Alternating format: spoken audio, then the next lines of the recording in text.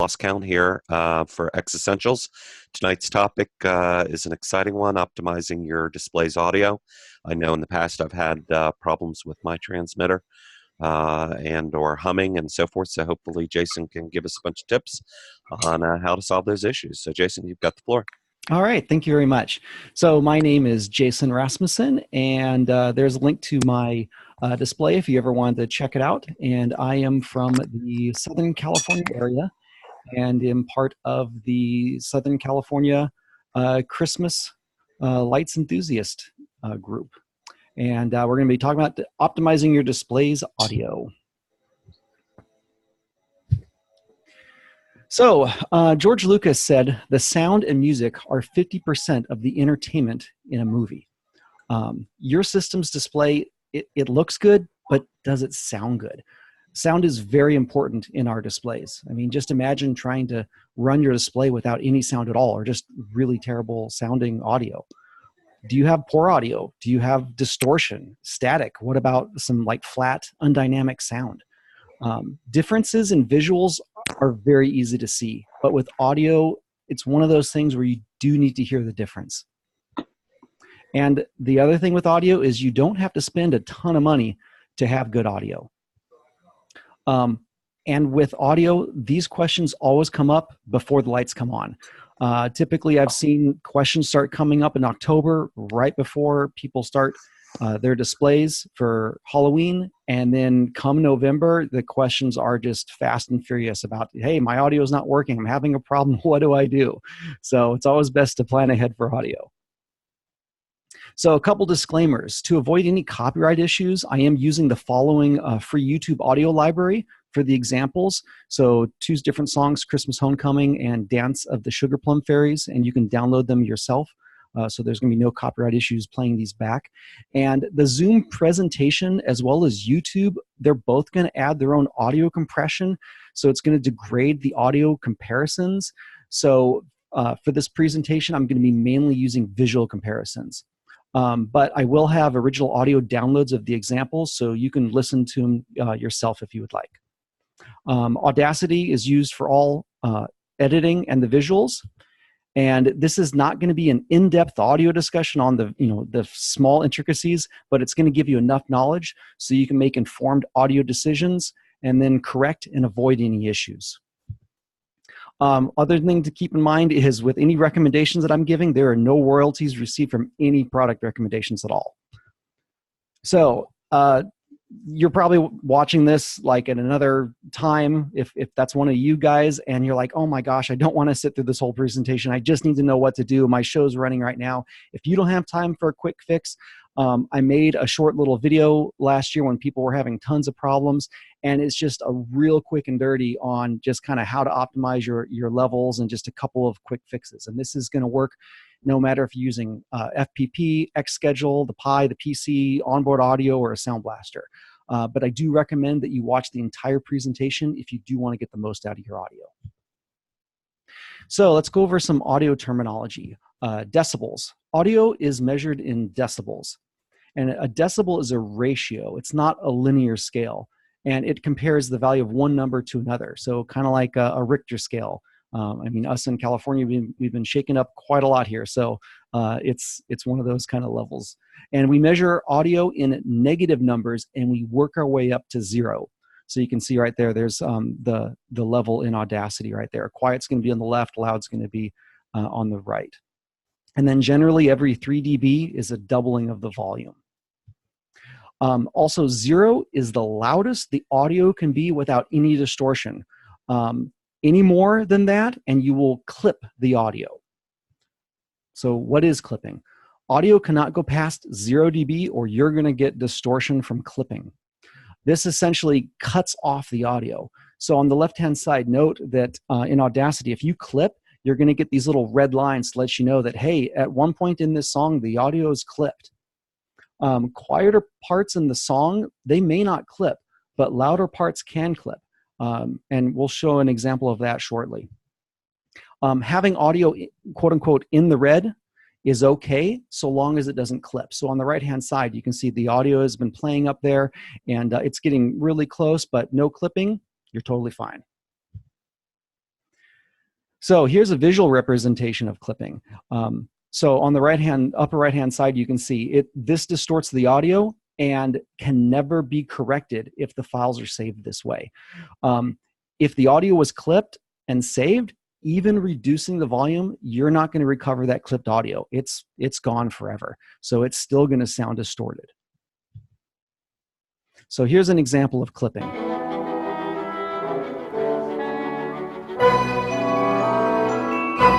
Notice the red on the right.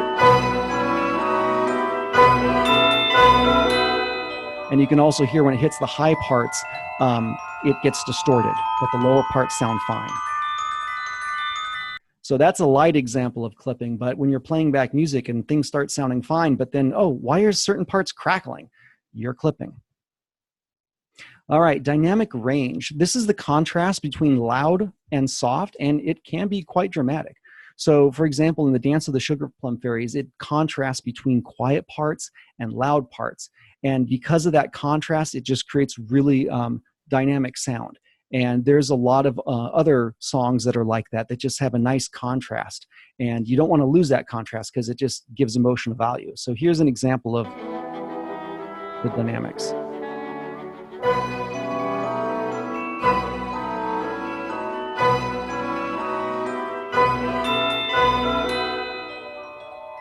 So this song would lose some of the impact if everything was completely loud or everything was completely soft. All right, the signal to noise ratio. This is the ratio between the signal, which is good, and the noise or noise interference, which is bad. It's abbreviated SNR, and it is measured in decibels. And the higher the signal noise ratio, the better. Noise can come from many different places. You could have noise in the original audio recording. You could get noise from a poor quality sound card. You can get noise from bad settings, from electrical interference as well. We want the signal, we don't want the noise. And any noise you have is only going to be amplified down the line. Like they say, garbage in, garbage out. Normalizing. So this is amplifying the entire audio file equally, so the loudest part is going to hit 0 dB. This will maximize the signal without altering the dynamic range. And even professionally recorded audio may not be normalized. And this can be too quiet when played with other songs that you have. So here's an example of one of the songs that I use. It's The House by John Williams. It actually comes from Home Alone. And the audio is pretty low. And when I put this next to some of my other songs, it's really quiet. So I go in and I make sure I normalize this file. And so then it's a lot more level with the other songs that I'm playing. So you can normalize with Audacity, or you can use a program called MP3 Gain. With Audacity, you will need to resave, which will recompress the file. But if you're using MP3 Gain, it's going to normalize the audio without recompressing the file, and that's preferred. Compression. This is adjusting the dynamic range of audio to a more unified volume. This is not to be confused with audio file compressing. We'll talk more about that in a little bit. Most radio stations will do this. They do this to basically all their audio. It also helps to hide any hiss that can be inherent in FM radio. So what this does is it's going to alter the dynamic range between the softer and the louder parts. So the softer parts are going to become louder, and the louder parts are going to become softer. It creates a more even level of the audio. Personally, I don't like doing this because it alters the author's original intent, and the quieter parts of the song, they kind of lose their impact. But if you're working with many files of various volumes, using dynamic compression is going to help unify all volume levels to a more common value. So you can see in there in the example, the quieter parts and the louder parts, and then just looking over with the compression applied, it kind of equals all that out. If you're running your show from a PC or Mac, you can actually do this live, and I'll show you how to do this later. Equalizer. The equalizer is actually primarily used to compensate for inadequacies in the final output or to emphasize certain frequencies. I recommend to use it sparingly or not at all. If you're broadcasting your FM to cars, I recommend it leaving off or flat, because you don't have control over the final output in their car. So they may have their bass turned up really loud, or their treble turned up really loud or too low. So if you go in and you turn up the bass, you're like, oh man, this sounds really good in my car. It may sound really horrible in their car. But if you're using an external speaker setup where you control the final output, go ahead and adjust the final EQ to your liking. But make sure you only do the EQ after you optimize your output levels. And we'll talk about optimizing that in a bit. So compressing audio. Typically, these are the audio formats: MP3, AAC, M4A. These are lossy audio formats that compress an audio file, and it will remove data to reduce its size. This is similar how JPEG works for pictures. MP3 is still an excellent format. Don't be afraid to use it. I've seen a lot of people on the forums where they say, oh, I have an MP3, I need to convert it to a AAC file or something else. You're fine. MP3 still sounds excellent. MP3 is not going away anytime soon. A properly encoded MP3 file is going to sound indistinguishable from the original. And Amazon, if you get your music from them, they compress their MP3s extremely well. AAC files achieve the same quality as MP3s do, but they do so at a slightly lower bit rate. So either one, totally fine to use. So speaking of bit rate, what is this? This is the amount of data that you give to an audio file. The higher the bit rates, the better, but you're going to have points of diminishing returns. So for example, 128 kilobits per second, this is essentially the lowest rate for decent sounding audio. 192, it's going to be really hard to tell the difference between that and the original. And then 320 kilobits per second, that's the maximum possible bit rate that you can use. So you're going to want to make sure you're using a good quality file. So with compressing audio, if you ever resave the audio into a lossy format, you're going to permanently lose sound quality. So saving in a higher bit rate than the original or a different format will not improve the audio. So if you have a low quality bit rate like 128 kilobits per second, and you're like, oh man, I think it'll sound better if I resave it at 320. It's not. It's actually going to sound worse. So it's not going to improve the audio. If you do have to resave, a higher bit rate will cause less loss, but your files will be bigger. And I totally understand sometimes you need to go in there, work on an audio file, edit it, and you're going to have to resave it. If you do, again, in the grand scheme of things, you are going to be losing some audio quality, but try to save at a higher bit rate. You're going to have less loss that way. And then when saving, here's the recommended settings that I recommend. The preset extreme VBR, also known as variable bitrate joint stereo, it's basically going to sound indistinguishable from the original. And this is essentially very similar to what Amazon uses to compress theirs. Couple notes, there have been some LOR users that have had problems playing VBR. I'm not sure why. So in those cases, do use CBR or constant bitrate of 192 or higher. And for anyone who still has the question about VBR and CBR, VBR is part of the MP3 spec. So if a device can't play VBR, they're not complying with the spec. So don't be afraid to use VBR. All right, a DAC and audio quality. A DAC is typically called the digital to audio converter. And this is the chip inside your sound card that converts digital signals to analog signals that we can hear. And not all DACs are created equal. A higher quality DAC will create better quality sound. So on the right-hand side, you can see the black line. That's the digital signal that's encoded into the file. But the red line is going to be the analog signal that it has to convert so that we can hear it. So with audio quality, you want to have the strongest output level without clipping. You want to reject noise instead of trying to remove it later, because it's better to prevent noise in the first place than to try and compensate for it later. Not all sound cards and FM transmitters are created equal.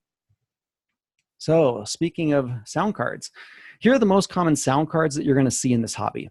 You're going to see the Raspberry Pi audio that's built on there. A lot of people use Raspberry Pis for Falcon Pi Player. You're going to see your insert generic name brand USB adapter here. So here are some ones that I see recommended all the time. That white one I have seen recommended so many times in different places on forums and Facebook, you name it. There's also the onboard computer audio from your desktop or your laptop. And there's the Sound Blaster, whether it be the Sound Blaster Play 3 that's USB or one of those internal Sound Blaster sound cards. Basic audio is poor audio. The Raspberry Pi, those inexpensive generic USB sound cards, and the built-in onboard sound cards, they almost always use just a handful of some same generic poor audio chipsets. Onboard and even quote-unquote name brand ones that you see, they're nearly always using generic sound chips. While they may output sound, they don't output quality sound. So you're going to have lower output levels. Generic poor quality off-the-shelf DACs or digital audio converters, they're not going to be converting that audio as well. You're going to get a poor signal-to-noise ratio. And with that, you're going to have a loss of fidelity, range, and fullness and clarity of the audio. And in some cases, it can be worse than the onboard motherboard audio. And it is easy and inexpensive to upgrade your sound card. So the Sound Blaster. Creative Labs, if you haven't heard of the company, they've been making high-end PC audio since the 80s and investing heavily in audio research, and it is the #1 brand in superior computer sound cards. The Sound Blaster Play 3 is going to be the least expensive and easiest way to vastly improve audio for your PC, your Mac, or your Raspberry Pi, and they only cost $18 last I checked, and I've seen them as low as $14. There are better Sound Blasters. There are some that cost hundreds of dollars. And if you wanted to go even further, you could. But for Christmas light audio, this is going to be a perfect fit. Also, if you're running your show from a PC or Mac, you're going to have additional features that you won't find if you run it on the Raspberry Pi. For example, you have an equalizer. Again, with the equalizer, I recommend you using sparingly or not at all. You also have a compressor. They call it a smart volume. And this will automatically adjust the loudness for sudden volume changes. And like I mentioned before, I don't necessarily recommend it, but some may like this. And especially if you have a ton of music and you just want a one-click fix to fix all your volume levels, this will do it. So what of improvements are you going to get over this with generic onboard or USB audio? You're going to get high-end custom proprietary DACs. You're going to get superior sound output and high signal-to-noise ratios. Also, it is isolated from other components, and that helps reduce the interference. When they have those audio chipsets on the motherboard, all the other electronics running around just causes some more noise. And also, because it's USB, you can extend your sound card location away from other interfering electronics with a USB extension cable. And in some cases, USB audio might be your only choice. So if you're using a laptop, a Pi Hat, or a Pi Zero, you're going to have to use USB audio. So here's some quotes from people that have mentioned to me after they got use of the Sound Blaster. I switched to the USB Sound Blaster this last year, and the difference was night and day. The difference was immediately noticeable to myself and lots of my viewers. I've been running FPP for 4 years now, and I can't believe I waited that long. That's from Lee Lindquist.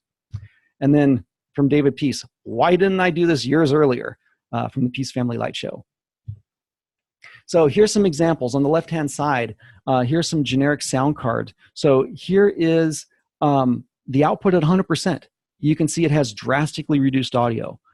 Here's another example. When it's turned up to 100%, there's clipping when it's at 100%. Go one notch down, you don't get clipping, but you're going to have reduced volume output. And in some cases, you're going to get noise even when playing back a silent audio file. Here's the Raspberry Pi audio. You can sometimes get a combination of clipping and drastically reduced audio. So you can see right here, the Pi at 100%, it has really low levels, and one of the channels is causing distortion. Now compare this to a Sound Blaster on the right. On the right-hand side, this is a silent audio file, and there is zero noise. Also, it's going to have very strong output levels. So here we are, we're playing this, I think, from a PC at 97%. There's no EQ, no audio enhancements, and you're getting maximized audio levels without any clipping. So here's some tests. Now, one thing to keep in mind with the audio test is audio does need to be heard to be believed. But for this presentation, we're going to see it because, like I said, the Zoom and YouTube are going to give their own compression to it, so it's not going to be a fair comparison. So visual comparisons of the original audio versus the sound card output. And then if you want to listen to the actual examples yourself, I'm going to provide the examples so you can listen to them. But one thing to keep in mind is if you're listening to these examples on a generic sound card, the comparison examples may not sound too different. So I'm going to be testing with the Dance of the Sugar Plum Fairies song that I mentioned before. So the Raspberry Pi. On the top here, you see the original audio file. That is the exact MP3. And on the bottom, we're going to see the output that comes from this. As you can see, there is a huge reduction in output levels. This is at 100%. And it sounds distant and muffled. There is a loss of treble clarity, and it just kind of lacks presence. Here's your generic sound card. And again, other onboard or quote unquote name brand USBs, you're going to have similar results. I can't test everyone, so I'm just testing the one I've seen the most. You're going to have a huge reduction in output levels. Again, this is at 100%. And there's a loss of fidelity and sound detail, and it lacks presence. And it sounds worse than the Raspberry Pi audio, in my opinion. And here's the Sound Blaster. Notice there is no reduction in output levels. If you're running at a PC, we'll talk more about this later, put it at 100% normal gain. If you're running in Falcon Pi Player, put it at 79% max. And doing a blind comparison with this, it sounds identical to the original. It's full and it's vibrant. And just from these examples, you can see the Sound Blaster is going to be by far and away the clear winner in audio quality, signal, and strength. And for $18, it's a no-brainer light show upgrade. So how do you install this thing? If you're using a PC or Mac, plug it in, install the software from Creative's website, and then it's going to give you some software. And at least when you're just doing your display, I recommend turning the SBX Pro Studio off. The smart volume is optional. We'll talk more about that later. And having the EQ to flat. Also set to normal gain and volume at 100%. The Sound Blaster can actually drive high quality headphones, and it has a high powered amp in there, and we're going to want to put it to normal gain for our use. And then when you're done, just plug the audio output into the Sound Blaster. If you're running on Falcon Pi Player, you definitely need to be running on version 2 or higher. Version 1, there are known latency issues with USB audio in general. They completely rewrote that, and it's been fixed in version 2. So if you're running Falcon Pi Player, make sure you're running at least version 2. Turn off the Pi, plug it in, turn on the Pi, and then select the Sound Blaster as the output in the FPP interface. Restart FPPD, and then go ahead and set the volume to 79% max. This is very, very important. If you don't do this and leave it at 100%, you will clip the audio. And I've seen people where they would buy a Sound Blaster, they'd plug it in, and they go, "Oh my gosh, this sounds a whole lot worse than the Pi audio." Well, that's because it's overdriving your input. It's a lot more powerful than the Pi. So you're going to want to make sure you turn that one down. And then plug the audio output into the Sound Blaster. So FM transmitters. The first thing you want to do when working with an FM transmitter is you want to find an available FM frequency. So here's a really good website, radio-locator.com. But one thing to keep in mind is what is listed may not be the best, so test it for yourself. So in my case, I'm in Orange County next to LA, so our FM channels are heavily congested. And so these are the ones that it recommended, but in my case, I found 89.1 was the best frequency, so make sure you test yourself. Other thing to keep in mind is only transmit as far as you need. You don't want to interfere with other stations or to raise the eye of the FCC. Even a half-watt transmitter in low power can transmit for blocks or even miles. So how does it sound to the guest in their car? A couple things to keep in mind. Due to the nature of FM, there will be static and reduction in sound quality. Also, highly congested FM areas may sound worse. And different FM receivers will sound better or worse. So if it sounds good on one, it may sound worse on another, and there's not much you can do about that. But when you're testing, if it sounds bad on one one receiver, Try a different one. A couple disclaimers here. All these tests are performed under the same circumstances for the fairness of results, and your results may vary due to the numerous factors such as local FM interference, terrain, objects, etc. And then transmission distance will always improve with a better antenna and the higher they are mounted. So all the tests were performed the following way. We're using the Christmas Homecoming stock audio, FPP version 2 with the Sound Blaster output to 79%. And I tested with the 3 most common FM transmitters that I see used in our hobby. So there's the SignStec half watt, and it's set to low power, which is 100 milliwatts. The $5 FM transmitter, that's also 100 milliwatts, and I put on a wire antenna because it doesn't come with an antenna. Typically, you find these on eBay everywhere. And then the EDM TX-LCD, and it was set to high power at 100 milliwatts. So they're all using the same power output. And then all inputs were optimized to ensure that there was no clipping. And for the initial test, all using the stock antennas and broadcasting from the same location. And for the test, it was received on your average car stereo, basic antenna with no EQ of any enhancements with the line out.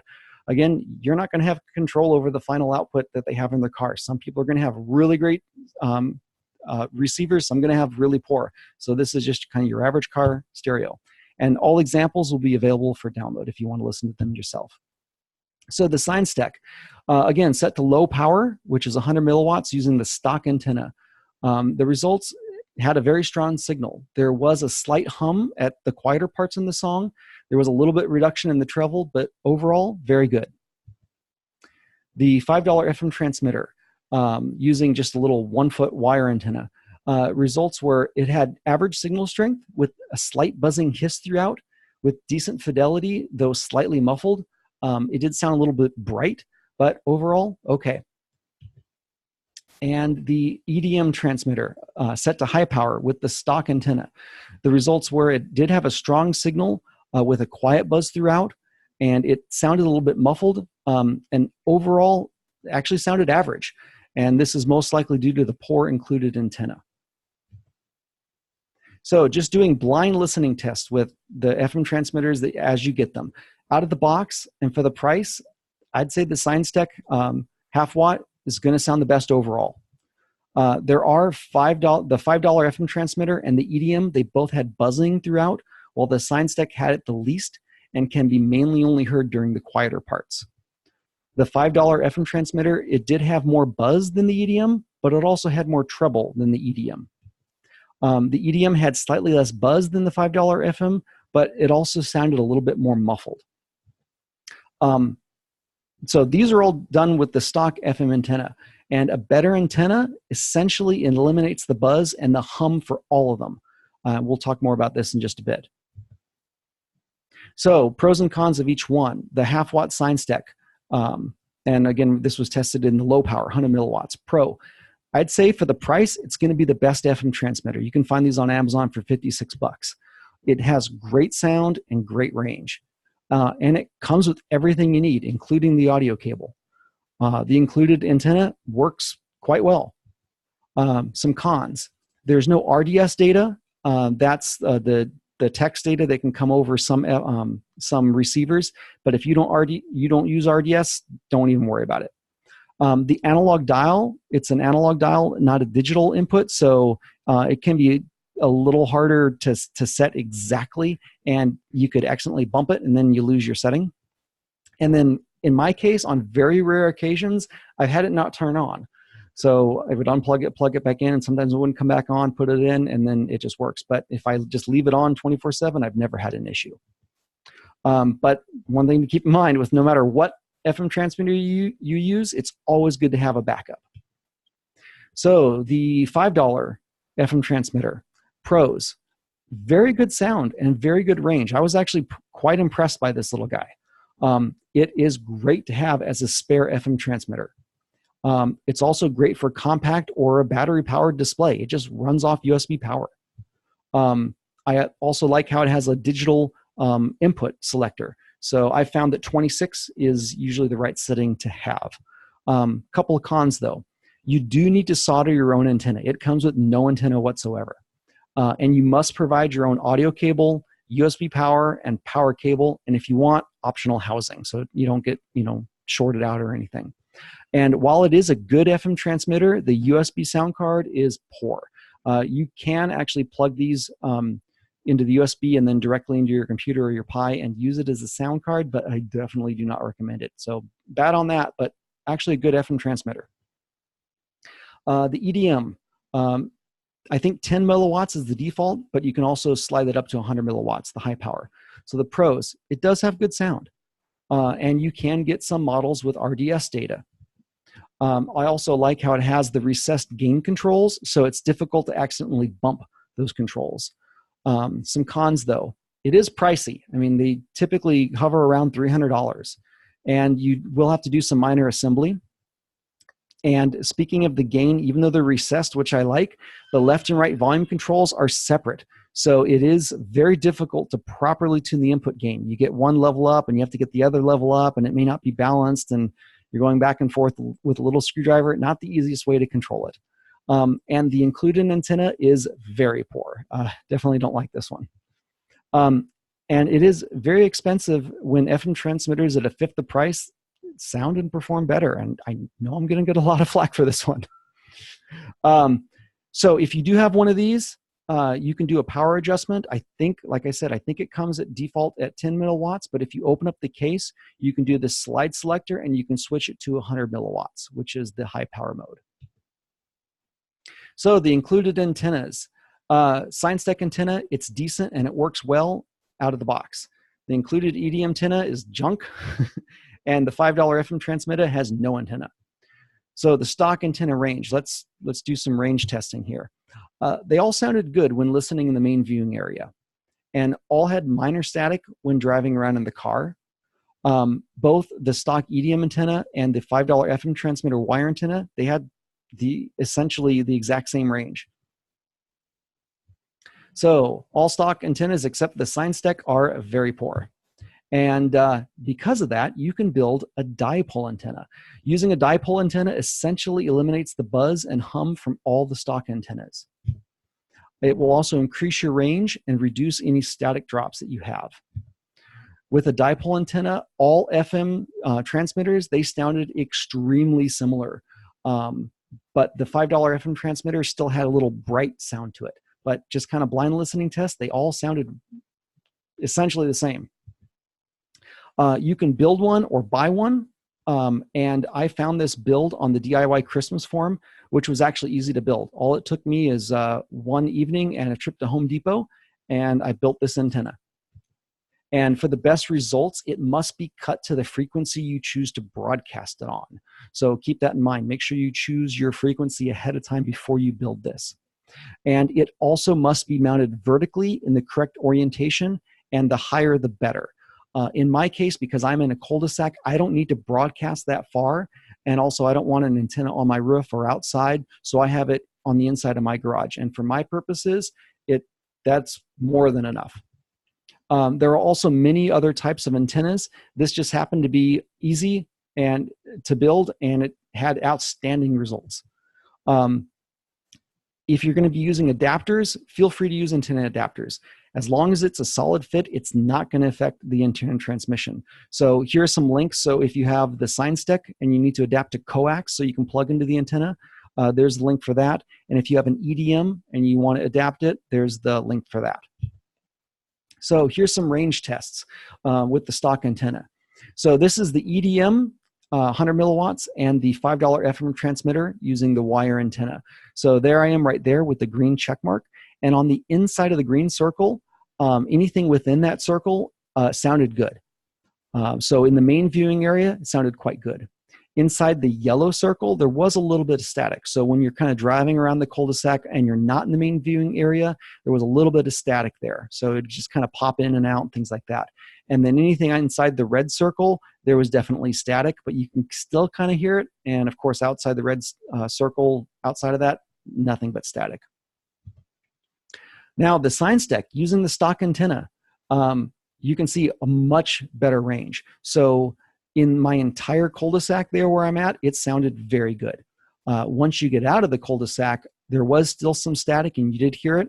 Driving further away, you can't really hear it as much, and then anything outside of the circle, you can't hear it. Now, switch this over to the dipole antenna. So this is the range of the EDM and the $5 transmitter. You can see right there, it has way better coverage. So the signal was very, very strong. So it covers it really, really well. And using the sign stack, it actually goes about 8 houses further for every single color there. And just for the fun of it, I did put the antenna on my roof to see how far it would go, and it went really, really stinking far, way farther than what I needed. So I just left it in my garage there. Other thing to keep in mind is there are some higher power FM transmitters out there, like 5 watts, 7 watts, or even higher. Definitely some precautions on these. You can get distorted audio. You can also get bleed into neighboring stations. And some people have experienced it actually knocking out their USB sound cards, and also interference with other electronic devices such as garage door openers. So again, like I mentioned before, you don't need to broadcast any more than what you need. So you may not need a super high powered transmitter. Also mounting locations. It's recommended to have it closer to the audience if possible with the least amount of obstructions. You want to make sure your antenna is at head level or higher and not on the ground or the basement. And believe me, I've had some people come to me where it's like, I'm having audio problems. And it's like, well, where's your antenna?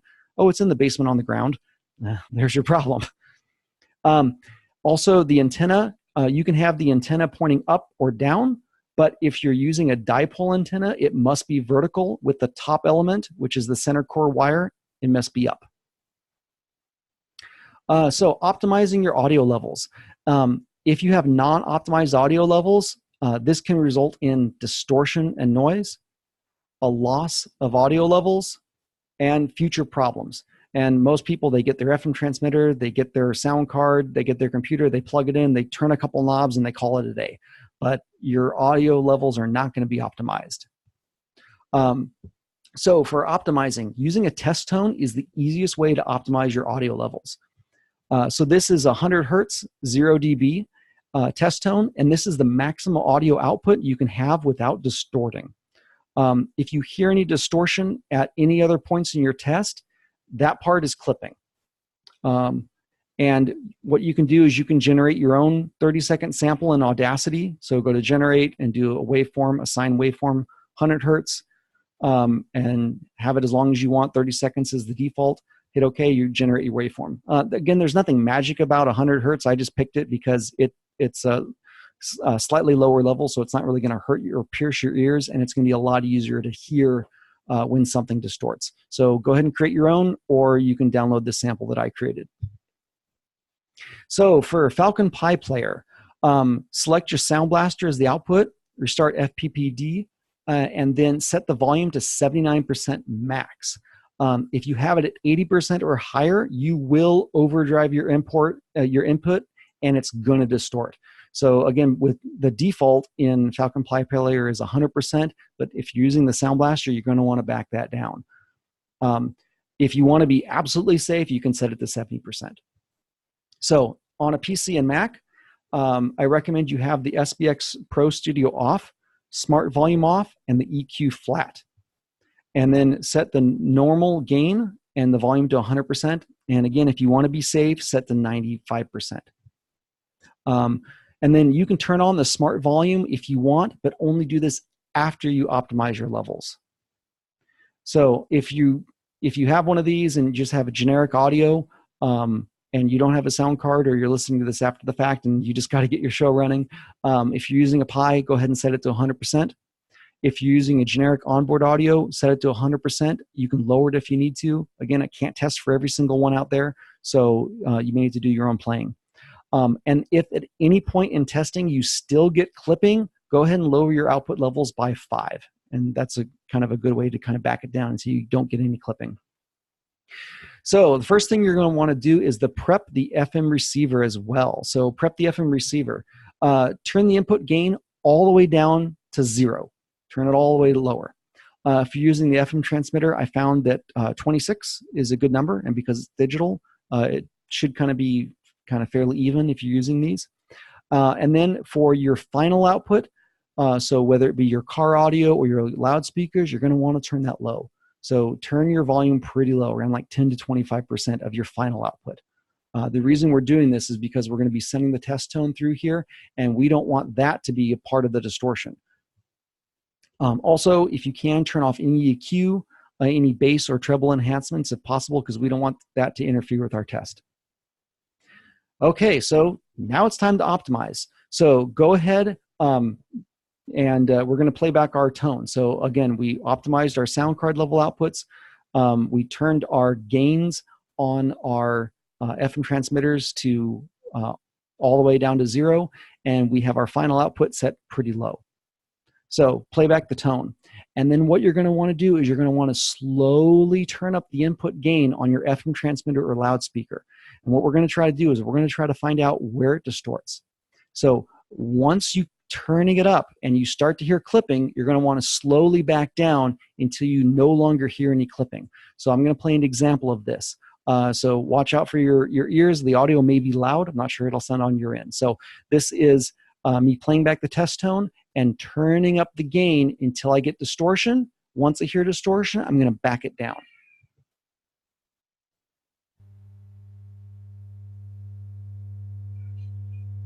We're not hearing anything. I'm not sure if we're supposed to.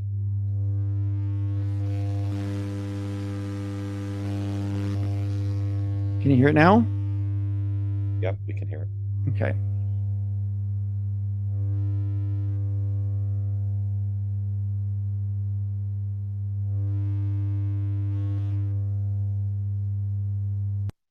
So if everyone was able to hear that, you heard the tone, and the more I turned it up, it started to distort, and you can even visually see the audio signal distorting. Once I brought it back down, then there was no distortion, and you can see the levels, they're pretty maximized. So after that, your input level is now optimized. So on your FM transmitter, just kind of make a mental note of where that is. That's your setting. Notice there is a strong, clean audio signal.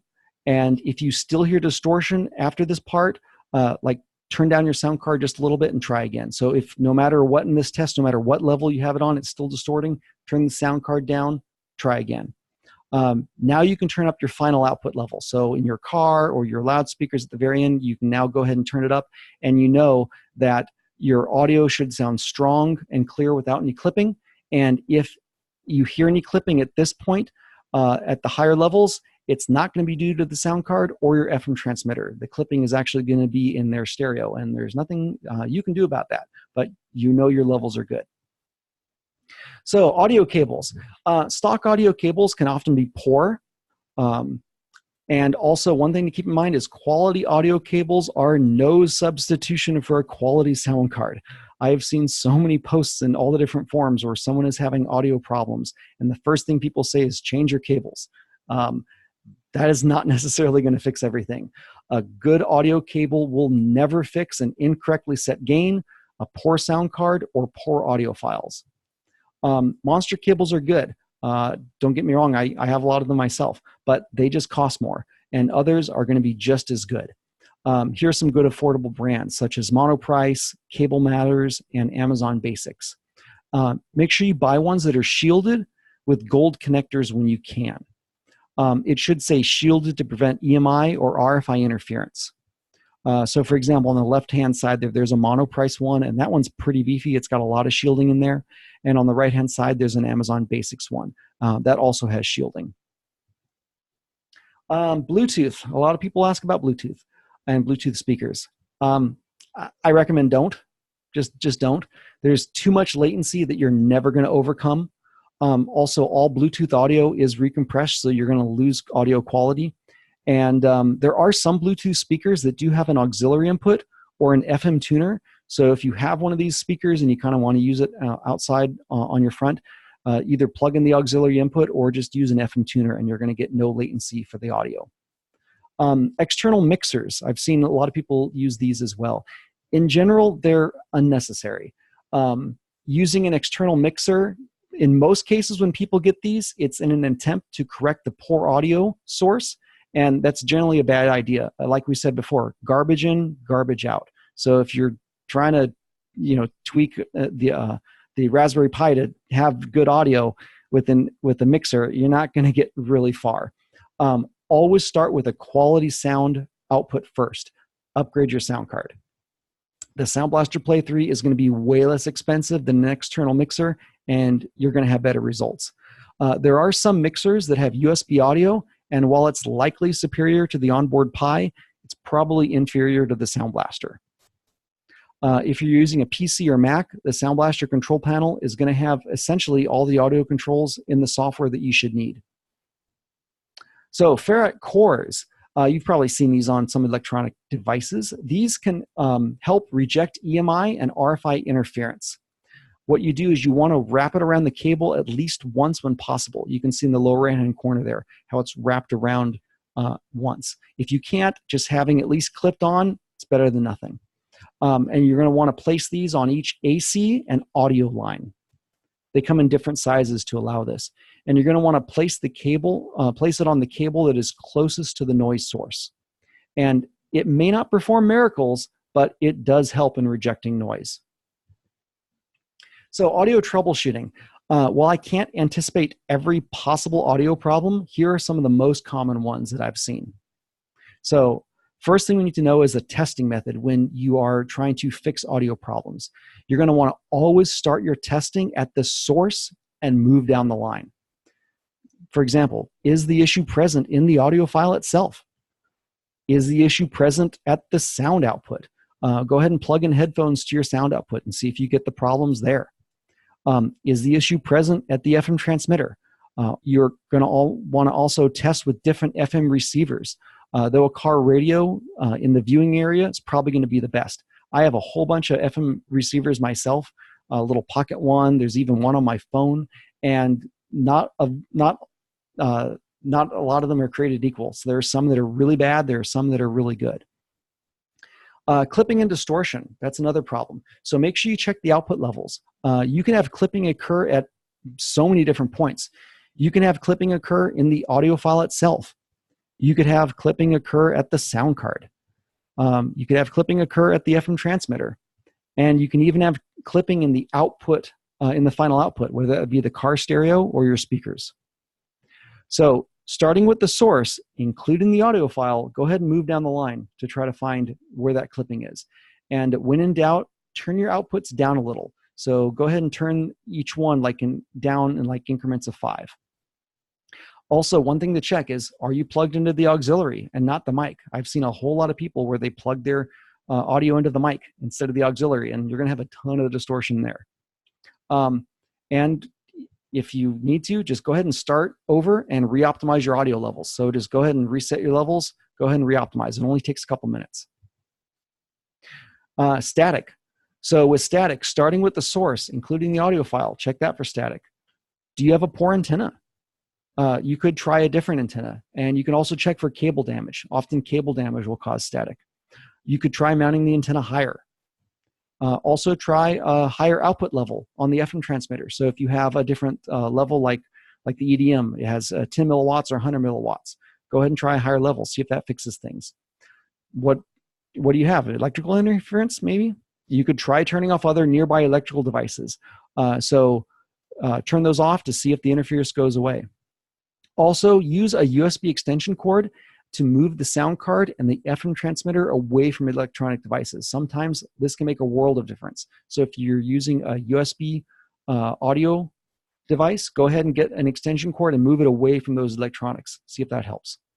Also, try a different radio receiver. Sometimes you're going to have a radio receiver and it's like, man, this sounds really terrible. And it's just the receiver. The transmitter is just fine. So go ahead and try a different receiver. Warbling. Some people have reported like a warbling or kind of like an ocean wave sounding. Very often, this is using a low bitrate audio file. So if you're using a low bitrate audio file or files that have been recompressed multiple times, this will severely degrade the audio. If you have this case, there is no way to recover from low bitrate or from recompressed audio. The damage is already done. I was troubleshooting with one person last year, and they said, "Oh my gosh, I have all this warbling. It just sounds terrible. Hey, can you send me the audio file?" I hear the audio file, and it sounds terrible, and it's at a really low bit rate. And I'm like, "Well, what did you do?" It's like, "Oh, I saved it about 50 times, and it was from YouTube." Well, there's your problem. So if you're going to be saving 128 kilohertz MP3 and you try to save that to 320, remember, that's not going to improve the audio. It's still going to sound like 128 kilohertz. And recompressing as yet another bit rate, you're going to degrade it further. So what you're going to want to do is seek out a higher quality audio file. Go ahead and spend that dollar. You know, if that song's on Amazon MP3, go ahead, spend $1, buy it. It's going to be high quality.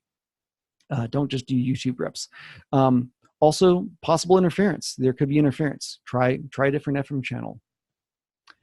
Here's also a common one I've seen in a lot of different places, a ground loop.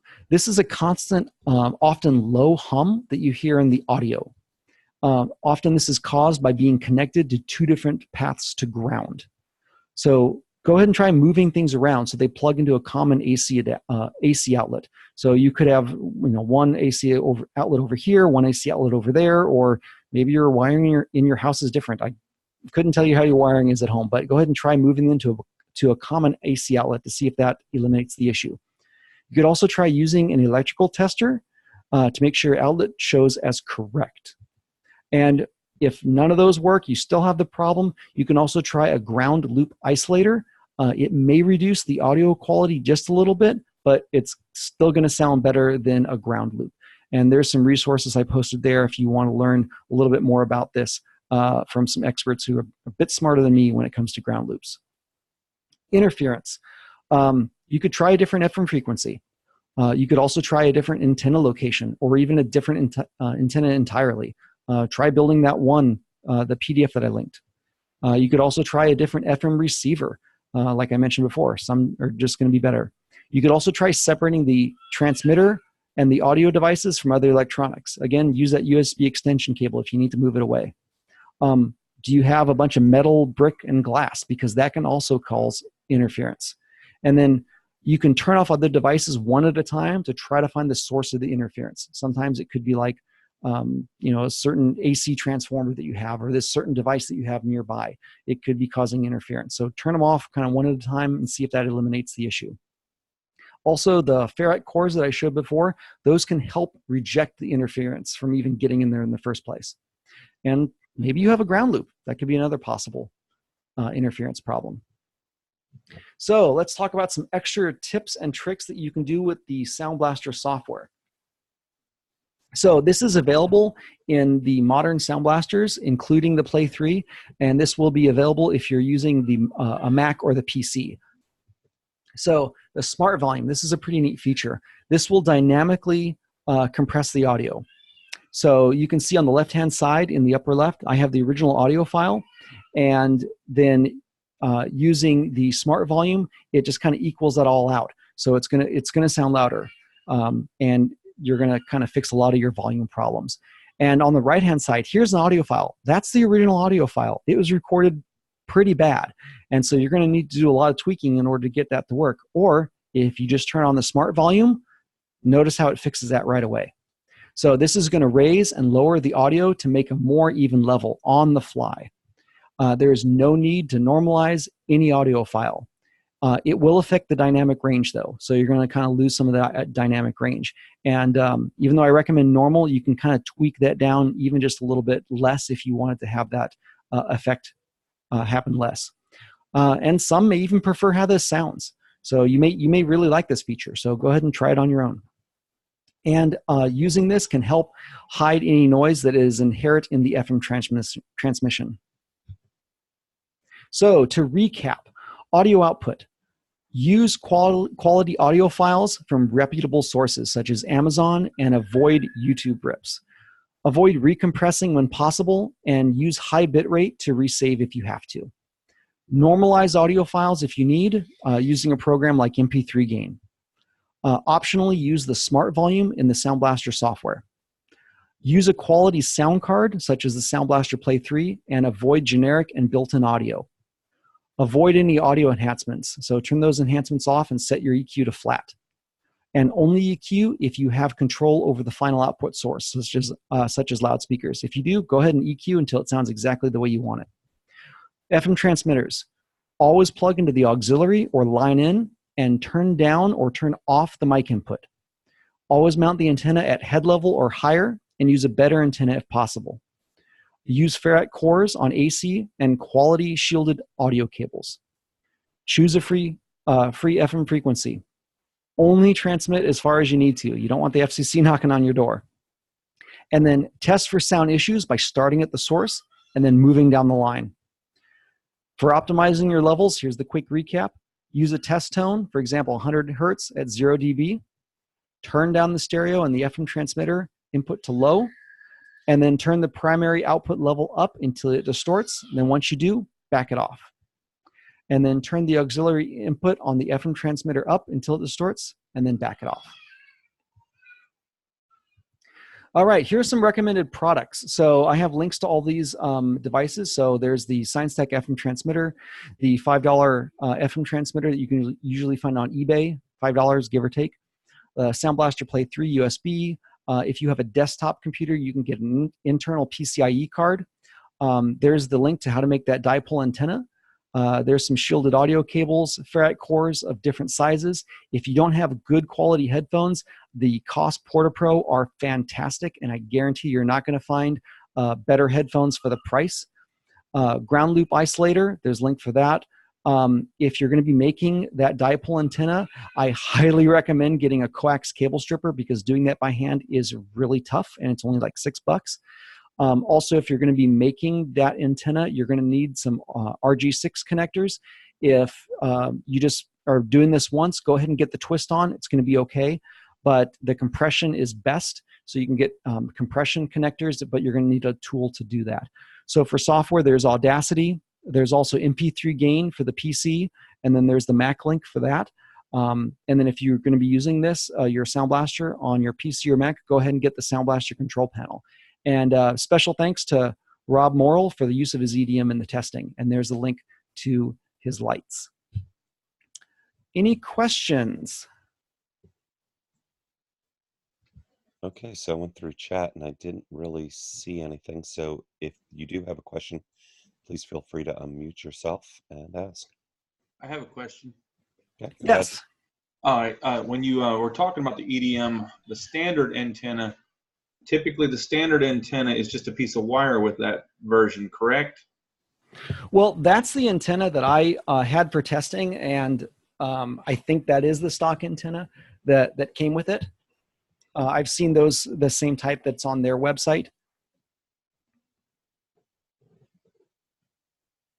It's just kind of like one of those little rubber ducky antennas. Okay, so that is what you tested with, is the rubber duck antenna. Correct. That came with it. Mm-hmm. Okay. Are there other questions? Yeah, I have one. Yeah. I was thinking of doing the FM transmitter and maybe broadcasting sound at certain times. So would a splitter hurt the audio? So you want to do an FM transmission and also like output to loudspeakers? Yeah, I was thinking of putting like a stereo splitter, receiver and then running like wires to outside speakers. Yeah, you can get a stereo 1/8 inch splitter that will just split the audio into two different places, and that's not a problem. You're not going to have any issues with that. So I just didn't know if it would hurt the audio. No, you're not really going to degrade the audio at all just using a splitter. Okay, great. Thank you. Mm-hmm. I have one. Doing this. Not a problem. Go ahead. Yeah. Excuse me. I used the SciTech, and I had it in my garage, and I found that it cut the distance of my garage opener. Have you witnessed that? Or was it? Are you using the 7-watt version? I think so, yes. Yeah, I've seen issues with those. So if you're with actually any kind of FM transmitter, when you get into the really high powered ones like that, it can cause all sorts of interference. So if you're having issues, try to set it into low power. I'm not sure how low the 7-watt ones go.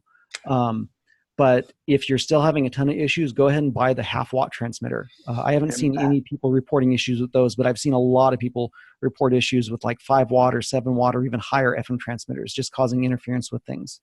Okay, one last one. Using RG6, what's the distance you can move that antenna, hooking it up to the dipole or whatever other antenna that you might be using? What's the distance you can extend that? I'm not sure if there's necessarily a distance on that. I'm sure that there is, a point where it's going to be a problem. But this is the same cable that you're going to use, like if you have just a regular TV signal. So you have the antenna on your roof and you run it down to your television. So, for testing, I just had whatever RG6 cable I had laying around in my attic, and I just connected it. So it's still pretty long, and I didn't notice any problems. So I figure you could probably run that really far. So if you had everything transmitting from your garage, you could probably run the RG6 all the way to the top of your roof if you wanted to put the antenna on the top of your roof. Okay, thank you. Mm-hmm. What do you think? I had another question too about, I was looking at getting the $5 transmitter, mm-hmm. and I was going to print from my 3D printer a case, but mm-hmm. I read a lot of people saying you needed a metal case. Is that true? No, the metal case is probably for shielding, possibly. But when I was doing my testing, I didn't have any shielding at all. I just had it plugged in and just in the same box that I had all my Christmas equipment, and I didn't notice any huge difference. Okay. Yeah, you probably don't. If you buy like the Sign Stack or even the EDM, they probably have special shielding on them themselves. And I'm not going to be a complete expert in that realm, but in my testing, they all sounded just fine. I didn't notice a huge difference. Most interference to your lights is going to come from your controllers and not necessarily your FM. Mm-hmm. I have a question. What do you think about just running an FM receiver that's picking up your own FM transmitter out to some speakers in the yard? I don't see any latency in that, but I do pick up some hum though. Yeah, you're going to have no latency if you're using FM, just straight FM. So you're mm-hmm. transmitting it, and then depending on your display, you're far away. You need to have FM. Go ahead and do that. My FM receiver's in the house, and I run about a 75-foot cable out to the speakers. Mm-hmm. Yeah, you can do that. If you're getting some hum, is it only in that receiver? Have you tried other receivers to see if you get the same problem? I hadn't noticed it in other receivers, so it may be my receiver itself. Yeah, there's actually quite a difference in receivers. So, like for example, in my testing, when I was when I'm doing the actual car audio testing, I'm just using, like I mentioned, a basic car stereo that has a line output, so I can get a quality output from that. And it's actually pretty typical compared to all the receivers that I listen to. But like my car receiver in my car, it's a high-end receiver. I couldn't get the output from that one because it splits the audio into the bass and the treble, so it would be too difficult for me to do, and I'm sure people don't have that kind of stereo in their car. But the tuner on that one is way better.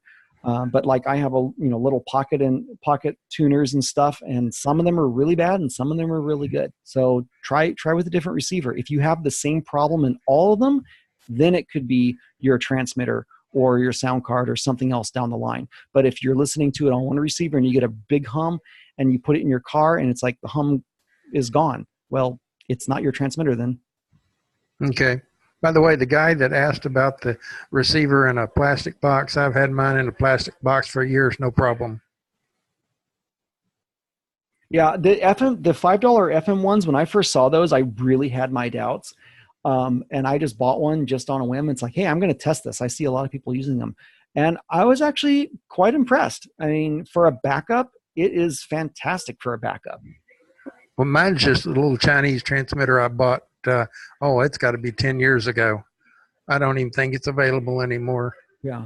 But I do have a backup. It's one from the 5 or below store, and you can break it open, hook an antenna to it, and as a quick replacement sometimes if you have problems. Nice. I know I'm probably going to get a whole lot of flack for the EDM for testing. It's like it doesn't sound not as good for the price, but I mean those are the results. And there's other people I've talked to in the Christmas forum. I'm going to withhold their names, but they've even said like, "Oh yeah, I bought the EDM, and it's actually not as good as people say it is." But I mean, if you're gonna if you're gonna have, what was that? I'll come out and say it. I had the EDM, and yeah, I'm not super impressed with it. Oh, David, peace. How you doing? How's it going? Hey, how you doing? Yeah, I mean, if there too many people, they say, "Oh, I have audio problems," and everyone's like, "Get an EDM, get an EDM, get an EDM." You know what? Change the sound card first. That is going to be the number one source of fixing audio problems. You said something earlier during the presentation about you had a FM receiver on your phone. Mm-hmm. What program are you using to get that? So I'm running an Android, and believe it or not, every single Android phone has an FM receiver. The problem is many carriers will actually disable the FM chip. So it depends on what phone you have.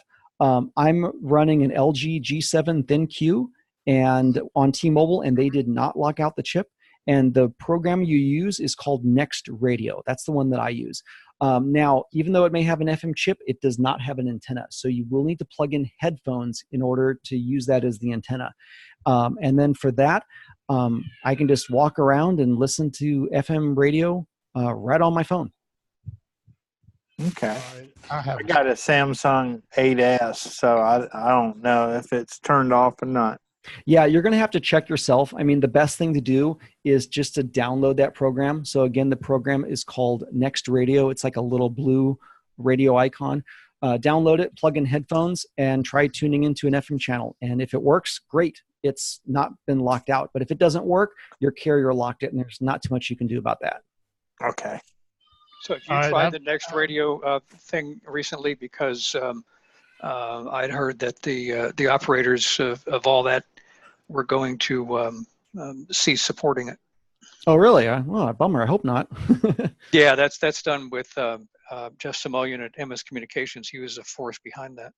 And the idea was to get FM radio on everybody's smartphone. And they just, great start, great interface, but they just couldn't get enough buy-in from other radio broadcasters. Oh, that's a bummer. Dave, All right. you're up next. I've got a little statement to make, if I may. Yes. Those of you that may have EDM radios, if you use an external outdoor antenna, please check the standing wave ratio between the antenna and the transmitter. I've got an EDM that I've used for 10 years. I have been in public broadcast radio for 2 years, which is not a lot, I realize. But if that standing wave isn't proper, it's not going to have any distance or sound quality. And my power supply does have a Baldwin on it. Thank you, gentlemen. Mm-hmm. Thanks, Mike. Santa Dave. Jason, I had a quick question. Hey, Jason. Yes. When you were talking about the Mac and with the Sound Blaster cards and everything, are you talking about the ones that you're able to stick cards in? Because that's not going to be accessible like to an iMac or a Mac Pro or anything, correct? So if you're using a laptop, I mean, I'm primarily PC. I know both Mac and Windows, but I use PC myself. If you're using the Mac, you may only need to be using a USB. So like if you're using a MacBook Pro, I'm not sure about the desktops, if they can accept PCIe sound cards or even if they'll work with them. I'm not sure, but I know the USB ones will work. Okay, because I was going to say a lot of the iMac equipment, a lot of the Mac equipment, such as the iMac, the Mac Pro, and Mac Minis, they actually have a really good sound quality that come out of them. And if not, then something like a Native Instruments or audio also makes, some good output quality. But I found that with the iMacs and stuff like that, they still have an excellent quality coming out of those. And in some cases, even will allow digital come out those out of the ear ports if you have a digital connector. Yeah, I can't test every single sound card that's out there, and for the purpose of the Christmas lights, I'm looking also for products that are easily available for everyone, and it may have good sound. Like I said, I haven't tested it myself, but for $18, I guarantee it's going to have better sound than probably what's in it. Okay. I'm a Mac person, and I just think that that's got excellent sound quality coming out of it. In fact, that's what I use in my stereo system to come out rather than using anything else. So awesome. Yeah. And I mean, if you're using the Sound Blaster, you also get those other features if you want to use those features too. But if it sounds good to you, go for it. Okay. If you want to test it and see if it sounds even better, go for it too. Okay. All right. Thanks. Mm-hmm. Something else on the EDM. With my EDM, I put it up high, and so with the power cord, it won't reach the power outlet. Mm-hmm. I create a homemade extension cord of SVT2 and Vampire plugs to create a small extension cord to get to where I need to plug it in. Mm-hmm. And the one house to another house, I have found that the power supply creates a degree of distortion, and that if you move that power supply around and play with it, you can usually find a sweet spot where it drops the hum that you get in the EDM. And I have found that with my power supply, if I tape it to my metal file cabinet, all the hum goes away. Oh, how funny. Yeah, in my testing with this EDM, the power supply that came with it, I didn't have any hum, at least from the power supply. But like I mentioned with the ferrite cores, putting those around, that may help too, because you can get it. I've done that. I put ferrite cores on both ends, and just multiple, and that didn't do anything for my hum problem. Just moving the power supply around and finding that sweet spot. Yeah, that's pretty amazing, because I know that even with other devices, I've seen some power supplies where it causes a lot of interference, and you buy a new one, even of the same brand, and the interference goes away. So that's why it's good to always do your own testing, because every factor is going to be different. Mike Reagan. Hey, so would you be able to elaborate when you mentioned the low range and high range? You had said something about 100 watts or something versus 10 watts on the EDM. Oh, for the transmission power? You had the one set at low, the Scientech version set at low, but you had the EDM set at high. Correct. What is that difference? What does that mean? So the Scientech, at least the one that I'm testing with, it's actually a half watt transmitter. So half watt is going to be 500 milliwatts. So that's way higher than 100 milliwatts. As for the EDM, the low power mode is 10 milliwatts. As where the high power mode is 100 milliwatts. So for every single FM transmitter that I was testing here, we were actually all testing at the same power level. But does that have anything to do with distance or range of the actual signal? It will. If you have an antenna, you're transmitting something, there's two ways to get the signal to go farther. Either put the antenna higher or drive more power into it.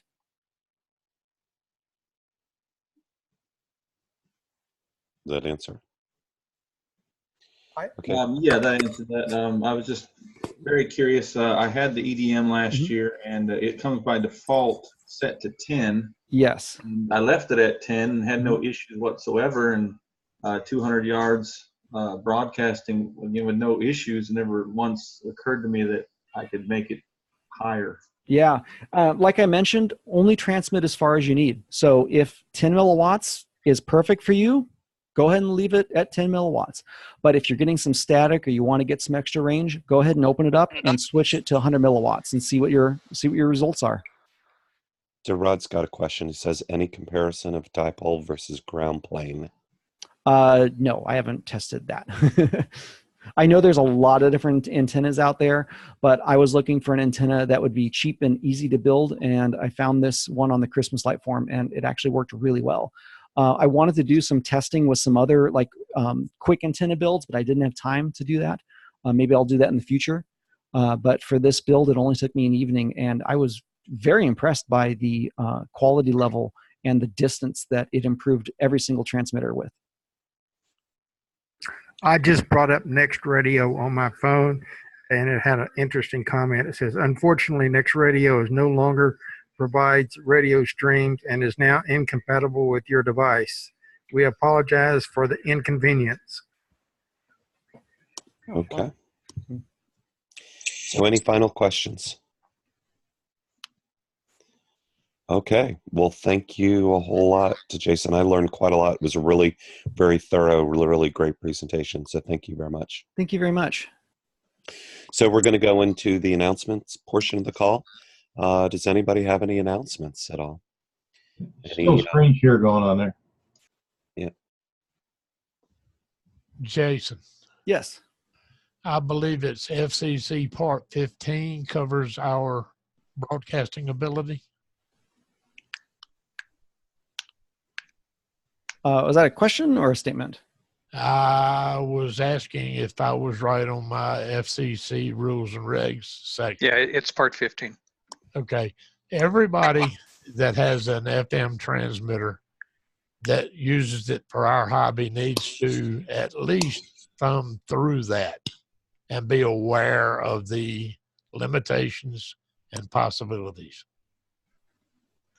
I was going to mention something on that as well, in that I thought that the EDM on the high power setting was exceeding the Part 15 limits based on, and it's been a while since I've looked at it. Yes, it is. That's what I thought.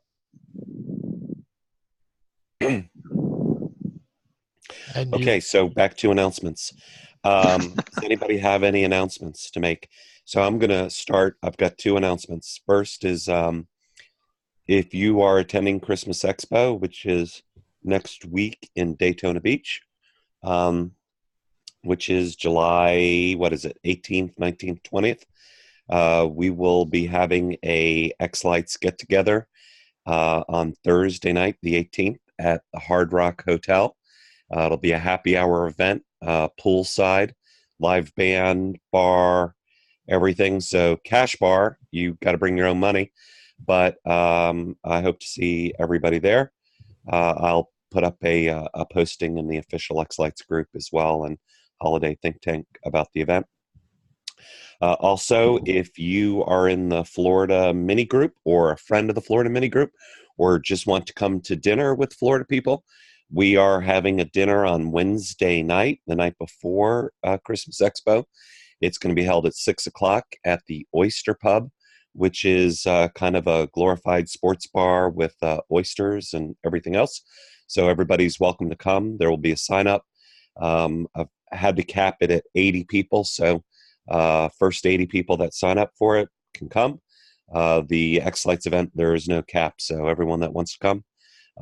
There is a lore reception for those not familiar with the schedule from 5 to 7, and then give you an opportunity to go grab some food if the lore food isn't up to your taking, or you just want to grab a shower and then meet us up at the Hard Rock Hotel. It's about 2 blocks from the Plaza Hotel. So does anybody else have any other announcements? Any minis coming up at all? South Carolina, I think, is coming up in August. Anybody want to mention that one? We have the Southern California one in August. Southern California. Do you have a date certain? We do have a date. I just don't know it off the top of my head. Do you know the city or the place? Yeah, it's going to be held at the Monster Energy Drink headquarters. Okay. And Get for all more the Monster we information, want. join the California. What's the name of the group? Yeah, it is called, I'm looking it up right now. It is the Southern California Christmas Lights Enthusiast Group. Okay. So 1-day event, Saturday, get together? Yeah, it's one of those days. I'm trying to look up the exact date. Are there other groups or anybody else have any other announcements? Yeah, we have the. Go ahead. Yeah, just real quick, where are you posting the sign up for the Oyster Pub one? Oyster Pub. I'll put it in the Florida group as well as the official X-Lights group. Okay. So, it mostly will be Florida people, but everybody's welcome to come. So, it's a casual, dining place. So, actually, the SoCal Mini is September 7th. Yep, September 7th, 10 a.m. Yeah. Yep. Okay, Matt, did you have an announcement? Yeah, coming up on July 27th from 9 to 4 in Kenosha, Wisconsin, we have the inaugural, the very first annual Northern Illinois, Wisconsin Mini. Wow. Okay. So what's the group called, Matt? I believe it's just that. It's the Northern Illinois, Wisconsin. Let me pull it up. And Kenosha's just outside Milwaukee? Yep, it's right in between Chicago and Milwaukee. Okay. It's the Wisconsin and Northern Illinois Light Enthusiasts. Okay, great. And Robert Gray is heading that one up. As far as what we're doing, events throughout the day, speakers, everything like that. I'm the one that's handling the guest list and everything like that. So if anybody is interested in coming that hasn't already confirmed, go ahead and shoot me a message on Facebook and we'll get you all the details. Okay. Anybody else have any other announcements? The South Carolina one, by the way, Russell's not here, it looks like, but it is August 10th, Saturday, August 10th at Great Falls, South Carolina. Okay, awesome. No other details yet. Russell has to comment on that. Jordan, I saw you were in here. I don't know if you dropped or not. Did you want to talk about X-Lights around the world at all, or anybody have any information on that? I don't know if Jordan dropped or not. Well, X-Lights around the world is coming up. I think the songs will be out. I think the plan initially was September. So there'll be instructions and more information coming out on that. So anybody else have any other announcements? Okay. So I'm going to turn the host over to Scott. Jason, you might want to quit sharing. Yeah, let me stop recording.